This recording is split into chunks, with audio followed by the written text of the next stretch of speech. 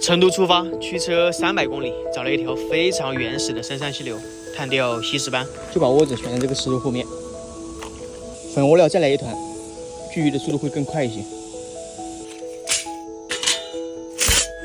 趁这个发窝的时间啊，先把我们今天的厨具整理好，不要错过凿口的黄金时间。开点饵料，准备开钓。钓石斑饵料和虫子，我建议都得备上。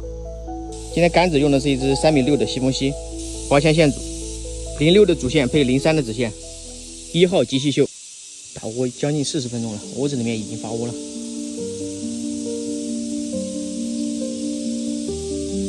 来，哦呦，马口，刚开始钓的都是这些中上层的小鱼。来了，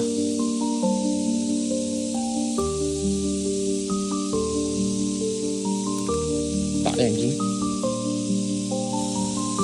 饵料稍微拉小一点，快速的到底。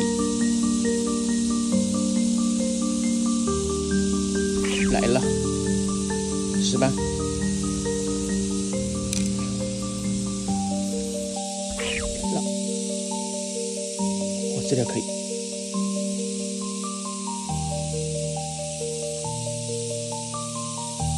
这条可以，中上层的鱼清理完，石斑开口了，可以试一下驱虫，快速到底，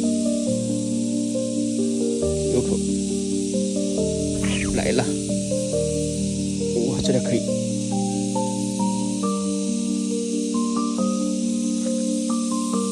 哇，这条可以。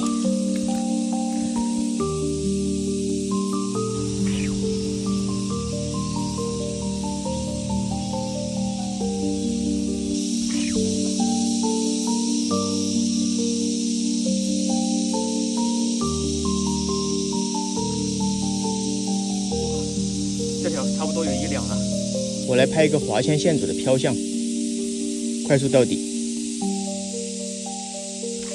来了，顶漂，非常灵敏，你看这么小一条鱼，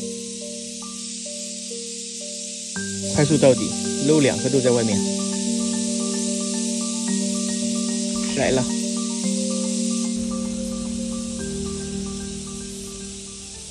不到2个小时，一个窝子，可能有个2、3斤鱼。